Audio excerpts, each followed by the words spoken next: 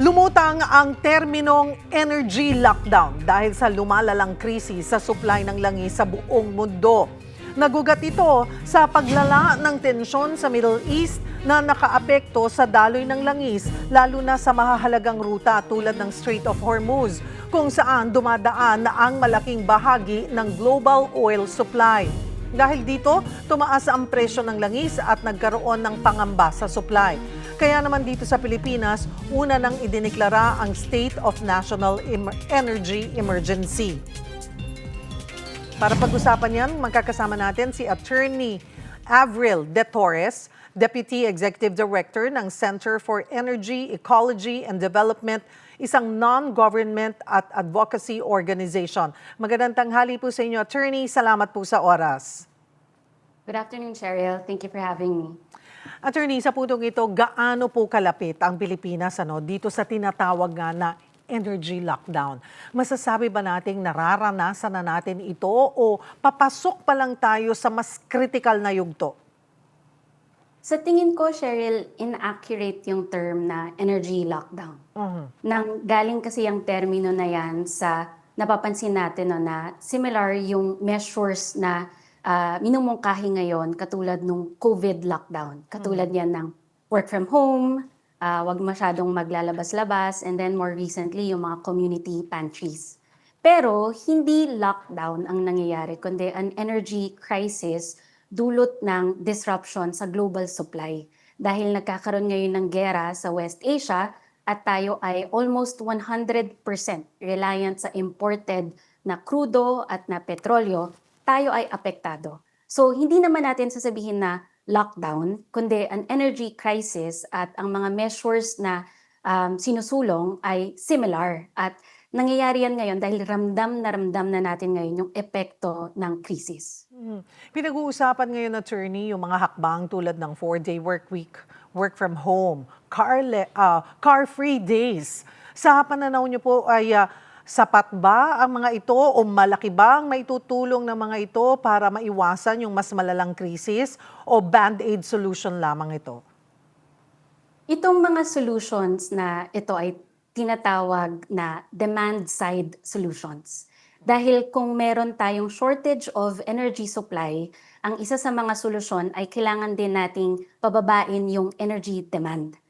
So tayo, in times of extraordinary times, we are all called upon to respond to the crisis. Pero kung ang tanong ay sapat ba ito, definitely hindi siya sapat. Dahil ang problema talaga ay yung supply na ilang dekada na ang pinanggagalingan ng ating enerhiya ay galing sa mga imported o inaangkat na fossil fuel. So ang mga solusyon, dapat, lalo na kung long term, nakatutok sa paano ba natin i-reduce yung dependence natin sa mga inaangkat na langis.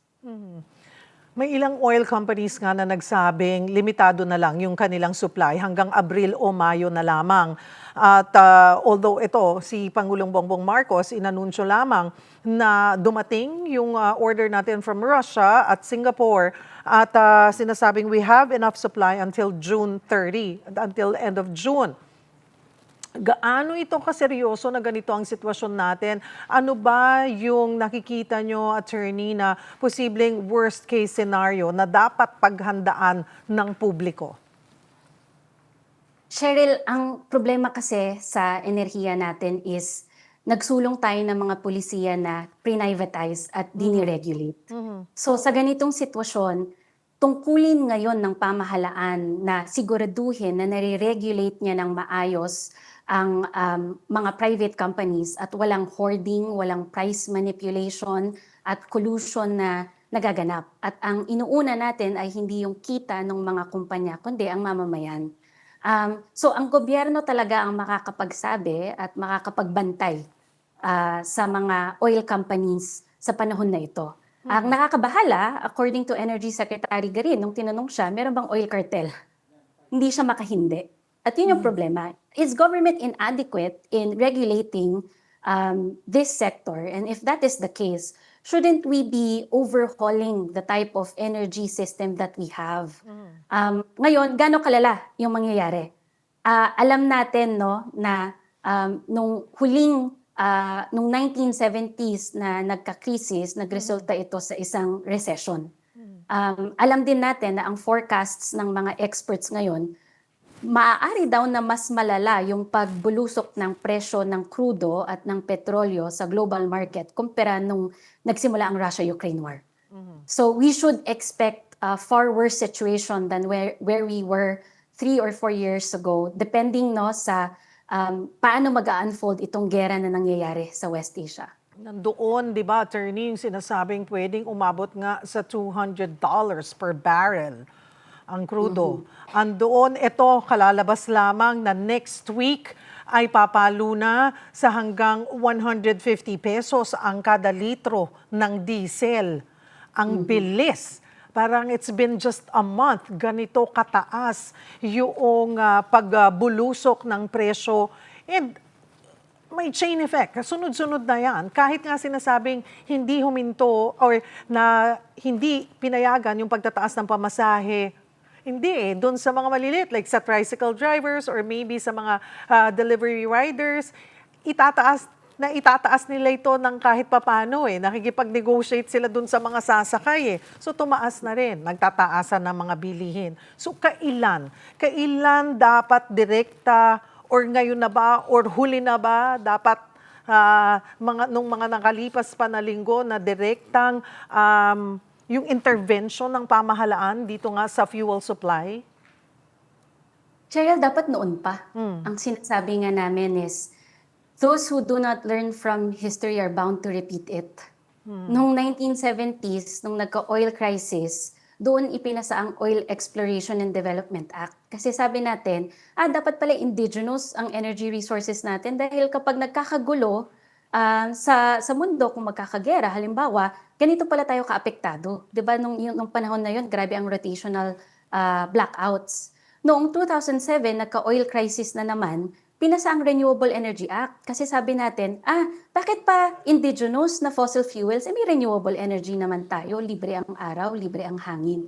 Ngayon, nararanasan na naman natin dahil kahit pinasa natin ang Renewable Energy Act, hindi naman siya sineryosong inimplement ng pamahalaan. Kaya ngayon, dependent pa rin tayo mainly on imported fossil fuels. Noon pa dapat. Ngayon, kung ang tinitignan din natin, gaano ba hindi dapat yung interventions, syempre, ramdam na natin ramdam na ng pinaka-vulnerableng sektor ng ating lipunan, yung mga tsuper, mga nasa agriculture sector, ang mga mangingisda, magsasaka. At asahan pa natin mararamdaman ng mga electric consumers dahil mas malala ang sitwasyon pagdating sa kuryente. Cheryl, nabanggit mo kanina na 1 peso fare hike sinuspende pa ng presidente dahil sabi niya masyadong mabigat para sa mga estudyante at sa mga mamamayan. Pero alam po ba natin na pagdating sa kuryente, walang ganong type of regulation. Pag tumaas ang presyo ng panggatong ng mga gumagamit ng bunker fuel, mga nag-aangkat ng coal, ng liquefied natural gas, buong presyo ng langis na yan ipapasa sa consumer. Asahan natin ang pinakamalaking epekto nasa kuryente. Kaya ang measures, syempre, dapat immediate reprieve sa mga pinakamahirap na mamamayan, sa mga pinaka-apektado. Ngayon pa lang naririnig na natin, may mga reklamo na sa subsidies. Hindi sapat, marami pang hindi nakakatanggap. Bukod pa dyan yung tanong na kinukurakot ba? Dahil alam natin na ang mga ayuda ay also one of the avenues for corruption. So, dapat yung interventions direkta sa mga pinaka-apektado in the short term, hindi lang sa mga transport agriculture, pero also pagbawalan yung pass-through ng fuel sa kuryente. Kung mamahal ang kuryente rin natin, walang putulan at i-allow din ang staggered payment of electricity bills katulad ng panahon ng COVID. Maraming pumupuna at nababagalan sa aksyon ng pamahalaan. Pero ngayon, mayroon na nga napirmahan na ni Pangulong Bongbong Marcos yung pagbibigay sa kanya ng emergency powers. Nagdeklara din ng State of National Energy Emergency. Nag-create ng Uplift Committee. Ando na tayo parang natapos na yung isang buwan na sinasabing walang nagawa. But with all, ito yung ganitong effort ng pamahalaan, attorney, paano ba sasabihin na to? Ano yung agaran? Ano yung dapat? Okay, andito na tayo. Ano dapat kaagad ang gawin ng pamahalaan? Siyempre po, una, price freeze. Dapat i-control yung pagbulusok ng presyo, hindi lang ng langis, pero yung mga basic commodities. Because as you've mentioned, Cheryl, we should expect a knock-on effect. Lahat ng mga goods and services na umaasa sa langis, magmamahalan yan. We have to protect our fellow Filipinos na hindi tayo, we alleviate the additional burden that is already caused by this crisis. Pagdating sa transport, kailangan talaga nating tutukan kung paano natin i-ensure na sapat yung subsidies sa ating mga tsuper at operators dahil naririnig na natin ano yung mga kritisismo nila sa inilabas na package ng pamahalaan sa kasalukuyan. Sa electric consumers, bago pa tumaas ang kuryente, kailangan ipagbawal na ng DOE at ng Pangulo yung pagpasa ng presyo ng langis o panggatong ng mga power plants to the consumers. So, prohibit pass-through cost. Yun yung mga short term, no? Pero, ang isa pa na hindi natin nakikita sa package, sa uplift package ng pamahalaang ito is, nasaan ang renewable energy? Ang solar PV ay napakadaling i-deploy. In fact, Cheryl, during the time of the Russia-Ukraine war, there are countries like Pakistan na in a matter of 1 year, 15, 17 gigawatts of solar PV ang dineploy.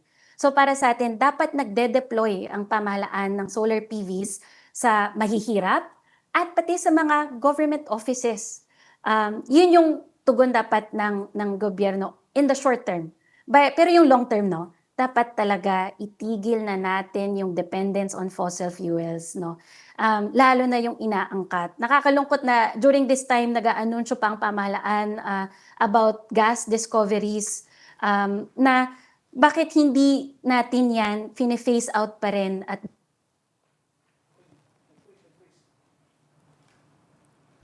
Attorney Avril?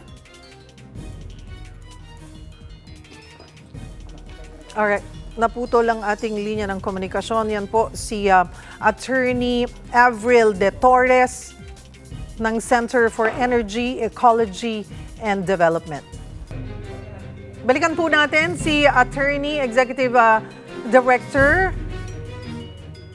Avril De Torres. Attorney, okay, naputo lamang po tayo ng kaunti doon sa huli nating pinag-uusapan na ano yung agarang dapat gawin na ng pamahalaan maliban doon nga sa pag-create ng uplift committee, ang pagpapirma ng State of National Energy Emergency. Okay, with all these creations, hindi pwedeng meron lang kinreate. Dapat gumalaw agad-agad. Ano po yun? Naputol, katulad nung sinasabi ko kanina, no, pinakauna, price control. Dapat siguraduhin na i-alleviate natin yung mga additional burdens sa ating mga consumer at mamamayan. Pangalawa, yung direct na subsidies sa mga pinaka-apektado sa transport, sa agriculture, kailangan natin i-review at tignan, no, na sapat-sapat ba dahil ngayon pa lang naririnig na natin ano yung mga kritisismo nila dito sa subsidies na ito. Pangatlo, asahan natin na magiging mabigat yung epekto nito sa kuryente. Kaya dapat i-prohibit ang pass-through costs ng mga panggatong ng coal, gas at oil sa mga power plants. At pang-apat, dapat pinapangunahan ng gobyerno ang pag-deploy ng solar PVs. Una, sa mga pinakamahirap na sektor ng lipunan, kung pwedeng doon sa mga above the lifeline cost, yung mga 100 to 200 kilowatt hour ang konsumo kada buwan sa kuryente, mag-deploy tayo ng solar PV. At sa mga government offices, sa mga hospitals, sa mga schools, yung tinitignan natin na essential, mag-deploy din tayo ng solar PV sa kanila. Sa ganong paraan, marireduce natin yung dependence sa fossil fuels, baba yung kanilang kinokonsumong kuryente, at even immediately magkakaroon sila ng savings. At hindi po ito kakayanin, ano? I mean, ang realidad, hindi kakayanin ng kung ipapasa natin lahat or iaasa natin lahat lang ito sa pamahalaan. Sa gitna po ng krisis, ano rin, Attorney Avril, yung praktikal na magagawa natin ng ordinaryong Pilipino para hindi lang makatipid, kundi para makatulong dito nga sa mas malawak na solusyon. Ito po nakaka-excite 'no, kasi nakikita natin ulit yung mga kwento ng, community pantries kung Yes. saan Aha. yung may tumutulong na Mhm. yung buhay ng mga kasama natin sa komunidad. Kung meron tayong mga community pantries, bakit di tayo magkaroon ng mga community solar? Kung Mhm. meron na tayong solar PV, pwede tayong maglibreng solar charging. Kung may natitira tayong, um, natabi tayong pera, pwede tayong bumili ng solar PV or pwede tayong mag-donate ng mga solar PV, sa mga, ah, communities 'no na energy poor, yung mga hindi mahihirapan sa krisis na ito. Pero siyempre para sa atin mahalaga na magbigay ng insentibo ang pamahalaan. Kung pwede bang concessional loans, pwede bang wala munang interes, ang mga pagbili ng ganitong, sistema para gumaang naman yung sitwasyon, natin ngayon pagdating sa hindi lang sa transport, sa agrikultura, pero pati na rin sa kuryente. Mhm. Pero tayo sa mga tahanan, ano yung pwede? Magsimula ng magtipid ano, sa kuryente. Little things, pag pinagsama-sama mo, malaking katipiran na yon sa enerhiya. Tama po. Kasi kung may shortage talaga ng supply, ang mahalaga ay nilalaan natin yung, supply na meron tayo dun sa mga essential activities ng ating Mm. ekonomiya. Atin po sa bahay, kailangan po natin magtipid at bukod dun dahil alam naman natin na magmamahal ang, presyo ng kuryente, kasama rin po 'to 'no sa makakagaang sa kalagayan natin ngayon. Marami pong salamat sa inyong oras, Attorney Avril De Torres ng Center for Energy, Ecology and Development.